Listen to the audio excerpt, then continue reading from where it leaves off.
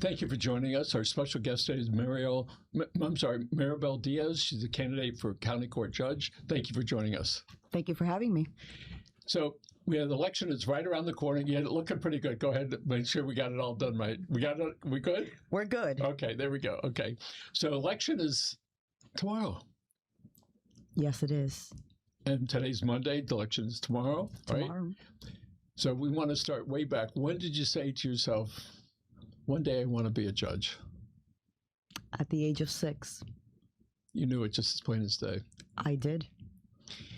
So, and did you express that to somebody? To my father and my father's family. Actually, my father's uncle, my grandfather's brother, was Senator and Secretary of State in Cuba prior to Fidel Castro. And I said it to him as well. I said, I'm going to be a lawyer just like you. Really? Yeah. And then I want to be a judge. And here I am today, running for the first time. Yes. Well, one, that's great that you're doing that and that you're willing to put your head out there. We know that when you're a judge, you really can't talk about cases, but so we're going to be talking a little bit about you. So at age 6, that's when you said it to somebody. When did you have some awareness of it before, and how long before you expressed it? Did you say, I want to do that? At that age, I actually... it was in the plans at that age. My parents started putting in like the prepaid college and things like that for me to, because I went to college and I got an accounting degree. And after that degree, I straight went to law school. And my grandfather was an accountant in Cuba.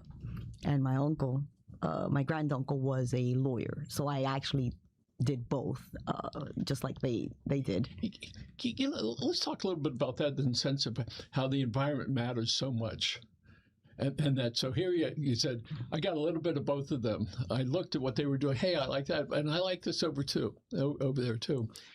So was that a conscious thing where you said, he's an accountant, or you were exposed to a lot of things and you said, that's pretty neat. Let me go try that. Well, it was ingrained in me since I was a child. And I love numbers. I love the law. I love the experience of being an attorney and looking at both sides of the argument and coming up with with the case law and looking at the case law, what it is, and having that experience. It's just in me to do it that way. And it's just the person that I am. I come from a humble family. My father was a car salesman and my mom was a secretary. And they're Cuban immigrants. They came here with nothing, like most Cuban immigrants do. And they gave me an education, basically. And they gave me the opportunity to have that education and to be able to experience that. And in this campaign that I have gone through since April, I've actually met a lot of wonderful people. They've opened up their arms to me. They say, we support your candidacy. I know this is your first time that you're running for anything. And I'm a lawyer wanting to be a judge since the age of 6. And here I am today. I've had a couple of interviews. I've met hundreds of people at this point, even at the precincts, and presenting who I am and what I stand for. I come from a humble family, like I said, and that's, people opening up themselves to me has meant a lot to me, actually. It's actually been such a great experience that I couldn't even express how I feel about it. So now when you look at people that have run before and people that have not made it, some people that have, you understand some of that journey. Because whatever happens tomorrow, that's the beginning of this new journey and this segment, which is what comes after the vote. So here it is, 2026. The fall is upon us. Yes. And you might be a judge tomorrow night. Not sworn in, but elected. Elected, yes. An elected official. And I actually have a high respect for people who run a campaign. It's very difficult. It's time consuming, but at the same time, it's wonderful because you get to meet so many people. We spoke about a month ago, and at this point, you seem to be sort of at ease. You seem a little bit more, you seem fulfilled. I am fulfilled. I am fulfilled because I've met The thing is, Miami is so big. And I didn't realize how big it was. I've been in Miami my whole life. This is Miami-Dade County Court. You just want, it's countywide. It's countywide. That's from Aventura Plus down to Florida City-ish. Yes, and it's Miami-Dade is very, very big, and there's many, many different types of people here, and they're wonderful, all walks of life, and they're just wonderful people. And I've been in Miami 53 years. I went to school here. I went to high school here. I went to college here.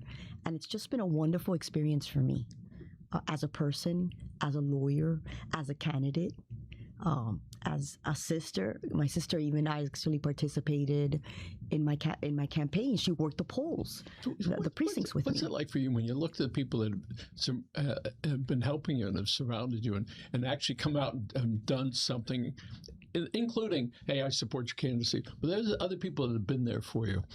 What's it like that you think for them and for you to receive that help? Actually, it's been great because you think humanity. There's so many wonderful things about humanity, and it makes me feel so good that people are willing to spend their time, the time that they have away from their families, to spend it with me and supporting my dream to become a judge. And that's meant a lot to me. Even people that I've met recently, or people that I've met that I've known for a few years, they said, we're going to support you. What help do you need? And it's time away from their families, time away from the things that they need to do, to spend it with me and to accomplish my goals. And that is just a wonderful thing that a lot of people wouldn't want to do, but they do. You'd be surprised. Sometimes when we grow up, sometimes we're in a position to be giving all the time, but rarely receiving. Correct. So tell us about your experience in those arenas up until now. Up until now, I hadn't received as much as I did now. And I was, when I started my campaign, I was worried. Who's going to help me? Running a campaign, it takes a community. It takes a lot of people to help in different areas. Doing your scheduling. Where precincts are you going to go to? Who's going to make the calls? Who's going to support you? And it takes a lot of planning, and it takes a lot of dedication. And I have the dedication, but do other people have the dedication to help me? And I actually feel very fulfilled and rewarded that a lot of people came to me and said, we will help you. You didn't know so many people cared about you. No, I did not. I did not. Till now, yeah. When Hurricane Andrew, we were just kids then came, our house was demolished. There were 5 of us in a single bathroom. The house was demolished. And people started sending us stuff. Mm-hmm. Even now, 30 some odd years later, it's still emotional. I go, what did I ever do to deserve this? Everything you can imagine people gave us, including money. But somebody sent a box of toiletries to us. We had no roof. And when you see what is out there, and when you're on a campaign and people are doing that, 1, they want to do it. 2, they want to help you. 3, they support you. And they also, in this way, get fulfilled by extending themselves to you and spending time away from their families to try to help you. Yes. So it's changed you a little bit, I suspect. It has. So you had this impact since April. This is August, April, May, June, July, all of August. 5 months of people giving their time and energy. So how's it going to impact how you treat people now?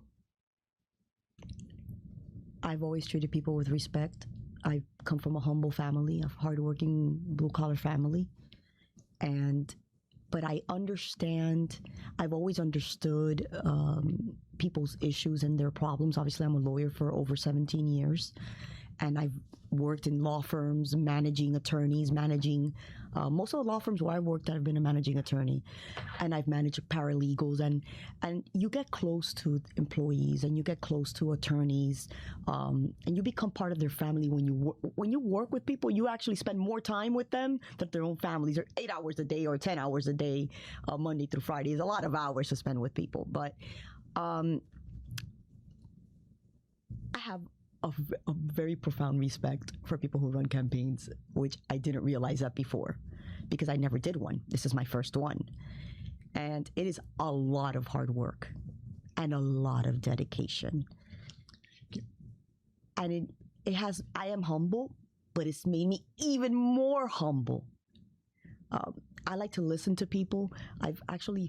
Voters have come up to me and I've listened to them and I told them who I am because they're interested. Some people are actually interested to know who you are and who they're voting for. And they're very surprised that you're out there in the sun as a candidate doing it yourself and actually presenting who you are before they're voting. And they're actually very humbled by that. They're very surprised that an actual candidate is out there sweating in this terrible sun. I've had a tan, which I've never gotten so much sun in all my years of life because I dread the sun. But actually, it's bittersweet. I've actually enjoyed it. So when candidates before or people in an office have stopped to talk to you, there's a certain feeling that you got.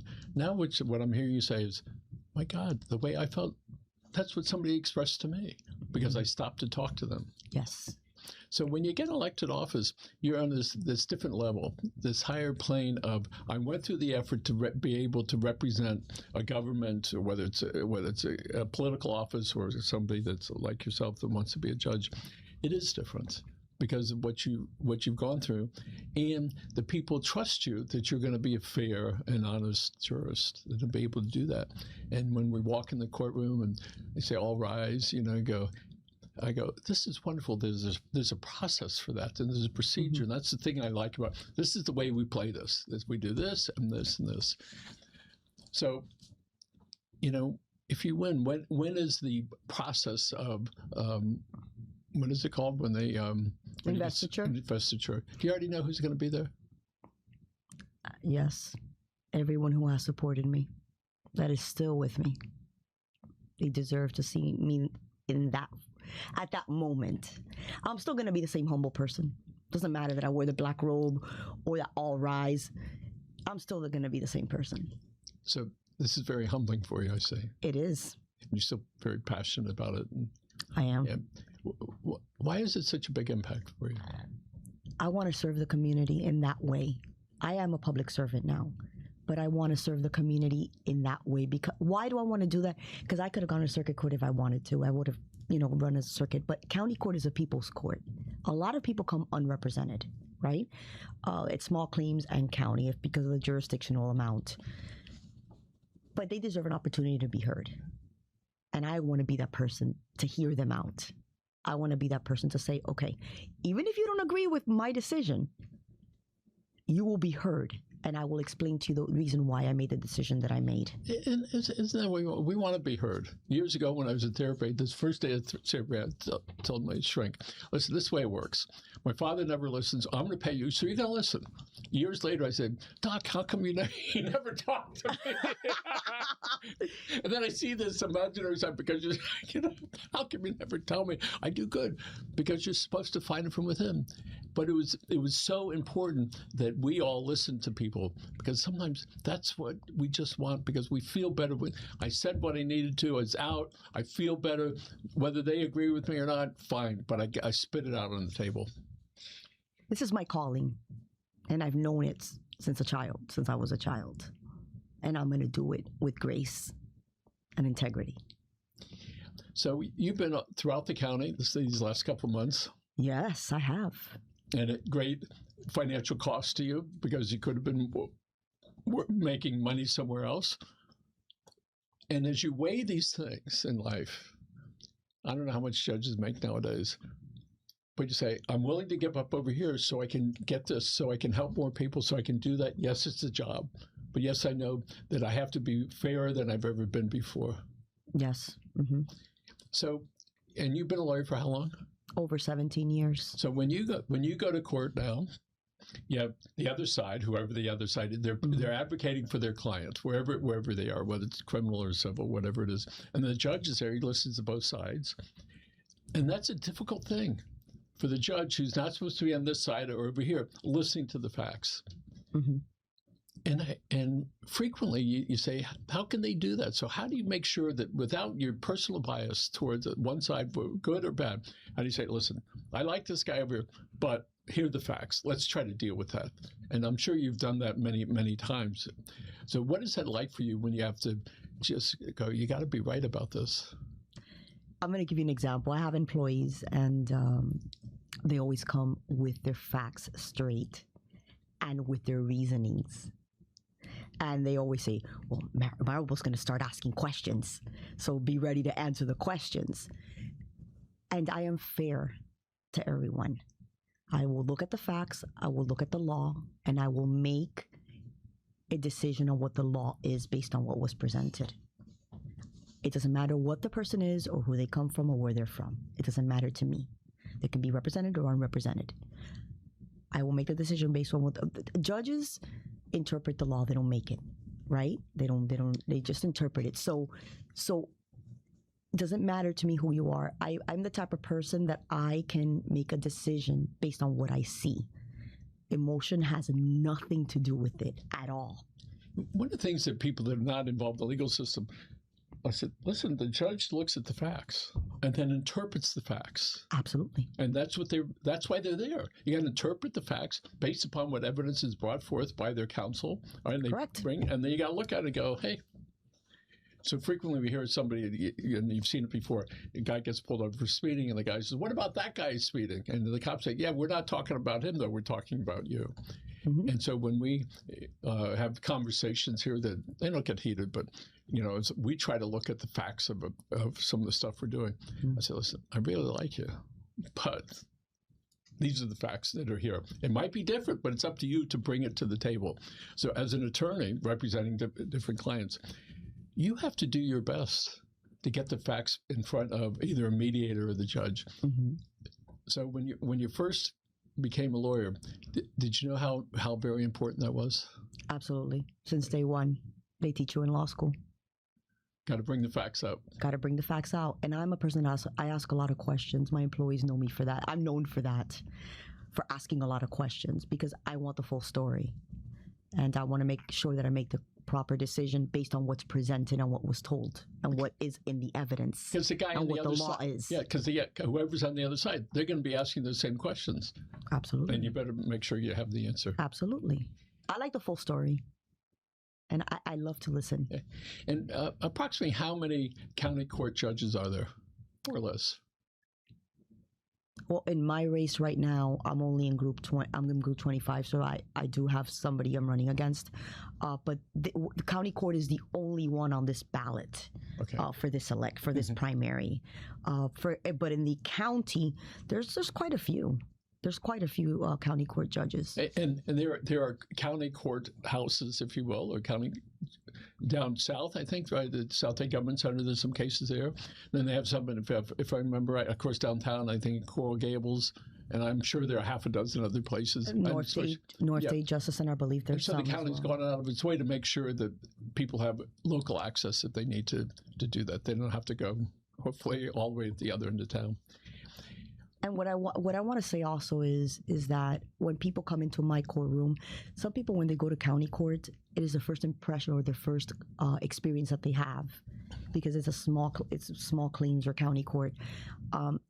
People are afraid sometimes to go in front of a judge. Of course. I don't want to make that experience a bad experience for anyone. I mean, you are a judge. You're there to interpret the law and to apply the law as it is written. But I don't want people to, when they come into my courtroom, to be afraid, oh, person with the black robe.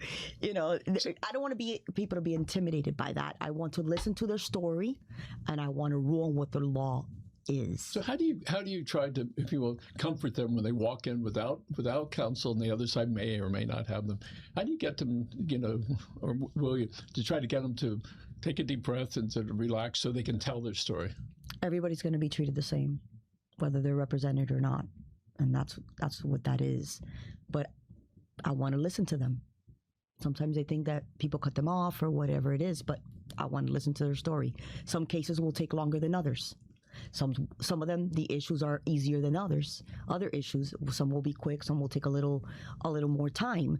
But I'm going to schedule my cases up accordingly so that when they come before the court, I have the proper time to listen to them. So being that you're a numbers person, you understand that the numbers go someplace, all right? Yeah. So you must be a great scheduler in order to get all that I stuff have done. good time management skills. You can say that, yes, because I've always worked in a high. Says? Is that what they call you? She's a great. Yeah. Absolutely, because I always worked in a high volume practice, and I've always been a managing attorney, so I've always had great time management skills, and that's another reason why I chose county court, because of the mass volume. Some people shy away from it. I'm going towards it. And that's good. That's good to face it straight on with that, Straight on. because you know what you're in for, all right? And so, Absolutely. and there are a lot of cases that'll be in your. They call it a docket. What are they? Court docket, yes. Court. Mm-hmm. There are a lot. I mean, are there hundreds? Yes, there is in small claims court. Yeah. Absolutely. They're just stacked up, They're stacked up. waiting for the representation. Yes, sir. And I'm ready for the challenge. I'm actually excited about the challenge. So I remember not too long ago, I was at Dade County or Broward, outside divorce court. Remember, if you settle it between yourselves, you have a high chance getting what you want. If you go to mediation, this is it. You come before me, neither one of you are going to get what you want. All right, and so it is. Mm-hmm. A lot of cases are those where I see mediations a lot. Is that part of the process now? You got to go to mediation before they go to court. Yes, in some cases you do. In some cases, the parties request it, so they could set out a mediation. Because they don't want to keep dragging on. Because the reality is, all that stuff is going to happen, and they're going to owe the money. All right, somebody's not going to get it. And it's encouraged to mediate for people to come to an agreement on their own sometimes. And sometimes they can't. Sometimes they need a judge to do it for them. And that's what we're going to be there for. We had a problem years ago. And so the mediator said to me, Michael, this is your contract, not his. Mm-hmm. This is yours. I said, you're right. Okay, what do you want? Okay, done. Done. It's over. Whatever it is, it's over. Because we didn't want to have to go to the next step, which is going to take a lot of time, energy, stress, and of course, a lot of money to go wind up in the same place. Mm-hmm. So I just urge people, work it out, because if you go before a third party, it's going to be tough and expensive. Sometimes you can. Sometimes you need the judge to do it. Yeah. So that's what we're there for. Yeah. That's what we're elected officials for. So I saw you not too long ago with your little puppy. What is your puppy's name? Sophie. Sophie. 11-year-old Maltese. That's wonderful. Yes, I love her lots.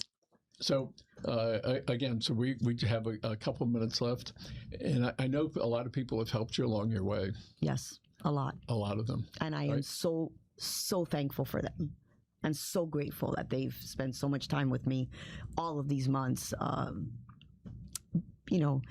supporting my dream. Yeah. And you're ready for whatever's going to happen by, let's see, 35 hours from now. Absolutely. Right. I'm ready. And they're going to announce it, comes in. It gets pretty clear in a relatively short period of time.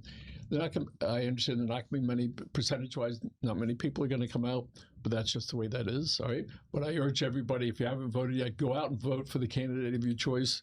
Tomorrow is the last day.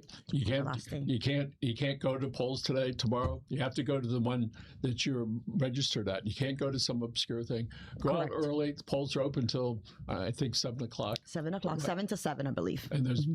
And if you have your absentee ballot with you, you can take it to the polls. If you want to take it, trust enough, go over to Doral, I think, the elections department. Yes. Yes, and you can go do that, and you can also track it, right? And you get some number, and I did that, and it's really neat. They can say it's been counted. So, if somebody wants to reach you tonight, they can go on your website. They can take a look at it. They can call you. They can call me, MaribelDiazforJudge.com. I have Instagram, I have Facebook, and I have a website with my biography, where I come from and who I am. And I want people to know who I am, so they know who they're voting for, right? Because it's important to vote for judges, because they make life-changing decisions. So we have, in the last couple of minutes, and I've heard you say a couple of times about yourself, and who are you? I am the daughter of Cuban immigrants. I went to school here in Miami-Dade County, born and raised in Miami-Dade County, and I have a sister. that was helping me a lot at the precincts, running after voters and presenting my card and being very, very helpful. I have friends, family that support my decision to run. It's not an easy thing. When a candidate decides to run for office, it takes a village. And it takes support from the family and friends to be able to accomplish that goal. You can't do it on your own. It doesn't exist. Amen. Maribel, thank you so much for being here. Thank you for having me. And let's look right in the camera over there. First, we'd like to thank Michelle for producing the show. Second, my brother Grant and I believe in the Disney rule, which is when you hug someone, don't stop until they do. Have a great day. Bye now.